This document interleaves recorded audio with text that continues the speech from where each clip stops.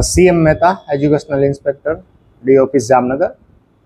આજરોજ ગુજરાત માધ્યમિક અને ઉત્તર માધ્યમિક શિક્ષણ બોર્ડ દ્વારા જે ફેબ્રુઆરી માસમાં પરીક્ષા લેવાની હતી એમનું સામાન્ય પ્રવાહ અને વિજ્ઞાન પ્રવાહનું રિઝલ્ટ છે એ બહાર પડેલ છે।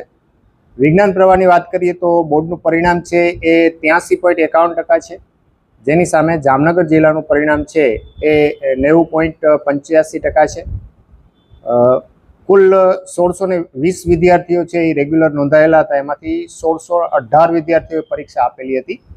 એ પૈકી 17 વિદ્યાર્થીઓ છે એ A1 ગ્રેડ પ્રાપ્ત કરેલ છે। એ જ રીતના સામાન્ય પ્રવાહની વાત કરીએ તો સામાન્ય પ્રવાહની અંદર બોર્ડનું પરિણામ છે એ 93.07% છે, જેની સામે જામનગર જિલ્લાનું પરિણામ 93.61% આવેલ છે।